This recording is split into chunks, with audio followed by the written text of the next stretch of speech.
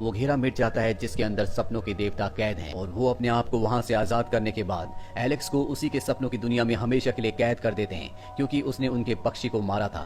और अब वो वापस अपनी दुनिया में आ जाते हैं, जिसे देखकर उन्हें बहुत दुख होता है, क्योंकि आज इतने सालों के बाद जब वो अपने सपनों की दुनिया में लौटे हैं तो उनकी दुनिया पूरी तरह से बर्बाद हो चुकी है।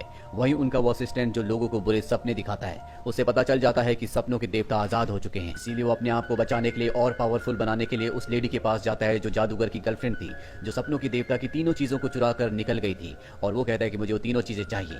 वो लेडी आज भी पूरी तरह से जवान होती है। वो कहती है कि 2 चीजें मैंने बेच दी और लॉकेट आज भी मेरे पास है, जिस वजह से मेरी उम्र नहीं बढ़ती। सपनों के देवता का असिस्टेंट उससे लॉकेट छीनने की कोशिश करता है, लेकिन वो लॉकेट बहुत शक्तिशाली होता है। इसीलिए जादूगर की गर्लफ्रेंड उस लॉकेट से उसे उसी के सपनों की दुनिया में कैद कर देती है। वहीं सपनों के देवता को दिखाया जाता है जिन्हें अपनी दुनिया दोबारा से बनाने के लिए उन तीनों चीजों की जरूरत है। इसीलिए यहाँ पर वो 3 शक्तिशाली देवियों को बुलाते हैं और उनसे पूछते हैं कि मेरी वो 3 चीजें कहाँ पर हैं। वो बताती हैं कि तुम्हारी सबसे पहली चीज वो लॉकेट, वो एक लेडी के पास है जो अर्थ पर है, तुम्हारा हेलमेट नर्क में है, और तुम्हारी रेत की पोटली एक लड़की के पास है जो डीमंस को भगाती है।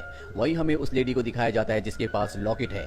वो अपने बेटे से मिलने हॉस्पिटल में जाती है जो बूढ़ा हो चुका है। वो उसे कहती है कि जब भी ख्वाबों के देवता यहाँ पर आए तो तुम उन्हें ये लॉकेट देकर अपनी जान बचा लेना। वो अपना लॉकेट उतार कर अपने बेटे को दे देती है, जिसके बाद वो बूढ़ी होकर मर जाती है। उसका बेटा तय करता है कि वो इस लॉकेट को ख्वाबों के देवता को नहीं देगा और इसकी शक्ति से वो यहाँ पर गार्ड्स को मार देता है। वहीं ख्वाबों के देवता को दिखाया जाता है जो उस लड़की के पास पहुंच जाते हैं जिसके पास रेत की सैंड की थैली है। वो एक चर्च में जा रही होती है। ख्वाबों के देवता से वो कहती है कि मैं चर्च से वापस आती हूँ, तब तक तुम मेरा यहीं पर इंतजार करो। और वो चर्च के अंदर चली जाती है जहाँ पर वो एक इंसान के अंदर से डीमन को बाहर निकालती है। अब ख्वाबों के देवता भी यहाँ पर आ जाते हैं और उसे कहते हैं कि मेरी रेत की जो पोटली तुम्हारे पास है मुझे वापस दे दो। वो कहती है कि वो मेरे पास नहीं है बल्कि मेरी एक दोस्त के पास है। और इसके बाद वो सपनों के ख्वाबों के देवता को अपने साथ अपने दोस्त के पास ले जाती है। और जब वो घर पर पहुंचते तो देखते हैं कि उसकी मृत्यु हो चुकी है।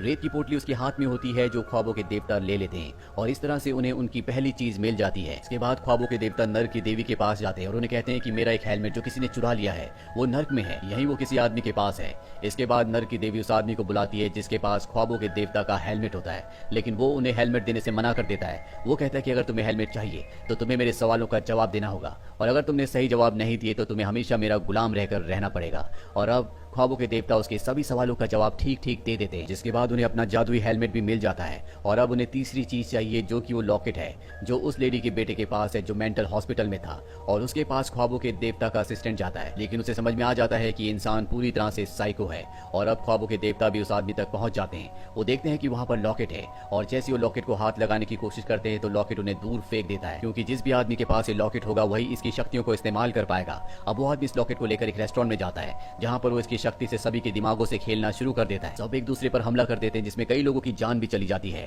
ख्वाबों के देवता यहाँ पर आ जाते हैं और उस आदमी से कहते हैं कि ये लॉकेट मुझे लौटा दो, ये तुम्हारी दुनिया के लिए सही नहीं है, ये तुम्हारी दुनिया को सिर्फ नुकसान पहुंचाएगा। और इसके बाद वो उसे ख्वाबों की दुनिया में कैद करने की कोशिश करते हैं, लेकिन वो आदमी खुद ख्वाबों की दुनिया में चला जाता है जहाँ पर ख्वाबों के देवता का और उसका आपस में आमना सामना होता है। वो उस लॉकेट से ख्वाबों के देवता पर हमला करता है और उनके अंदर बहुत शक्तियां होती है, इसीलिए लॉकेट की सारी शक्तियों को वो अपने अंदर एब्सॉर्ब कर लेते हैं। और इसके बाद उस आदमी को उसी के सपनों की दुनिया में पूरी तरह से उलझा देते हैं, जिसके बाद असली दुनिया में दिखाया जाता है कि वो आदमी कोमा में चला गया है।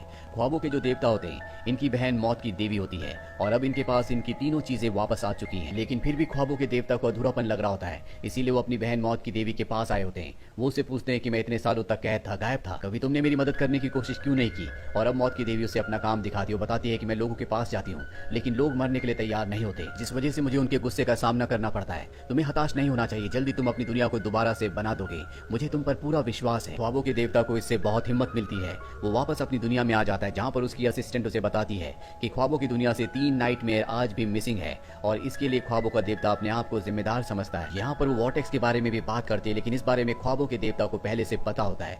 दरअसल वॉर्टेक्स जो है वो एक लड़की है और वो ख्वाबों की दुनिया के लिए बहुत बड़ा खतरा है। उस लड़की का नाम रोज होता है। ख्वाबों के देवता कहते हैं कि रोज पर मैंने नजर रखी हुई है, उसी की मदद से मैं अपने तीनों असिस्टेंट्स को वापस लेकर आऊंगा, उन्हें ढूंढ लूंगा।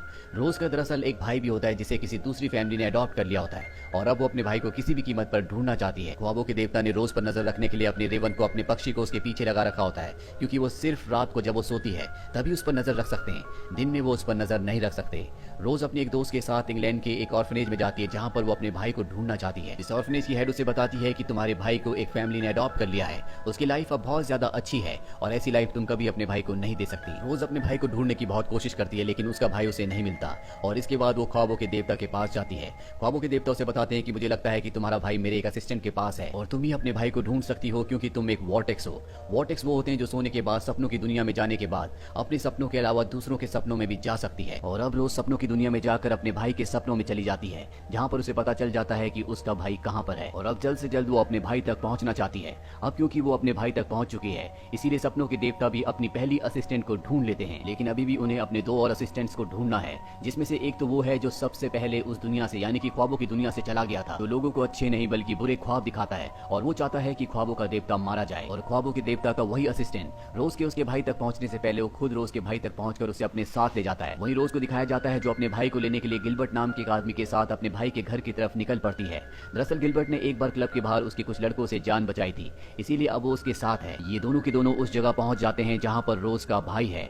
गिलबर्ट वहां पर देखता है कि ख्वाबों के देवता का वो असिस्टेंट जो कि एक बुरा असिस्टेंट है वो पहले से वहां पर होता है जो रोज के भाई को अपने साथ यहाँ पर ले आया होता है। गिलबर्ट इसे देखकर भाग जाता है और यहाँ पर हमें पता चलता है कि ख्वाबों के देवता का जो दूसरा असिस्टेंट है वो गिलबर्ट है और तीसरा वो जो रोज के भाई को अपने साथ ले गया है। ये बात ख्वाबों के देवता को पता चल जाती है और वो असली दुनिया में उस जगह पहुंच जाते हैं जहाँ पर रोज और उनका वो असिस्टेंट है जो कि एक बुरा असिस्टेंट है। वो रोज को अपनी तरफ मिला लेता है। दरअसल रोज के अंदर बहुत सारी शक्तियां हैं और उसकी मदद से वो एक अलग दुनिया बनाना चाहता है, पर ख्वाबों के देवता को जब ये बात पता चलती है तो वो भी असली दुनिया में यहाँ पर पहुंच जाते हैं और अपने असिस्टेंट का खात्मा कर देते हैं। रोज यहाँ से निकल चुकी होती है लेकिन ख्वाबों के देवता उसे भी खत्म करना चाहते हैं क्योंकि उसकी वजह से असली दुनिया और सपनों की दुनिया के बीच में जो दीवार होती है वो बहुत नाजुक हो गई होती है और अगर ये दीवार टूट गई तो असली दुनिया और सपनों की दुनिया दोनों दुनियाएं खत्म हो जाएंगी।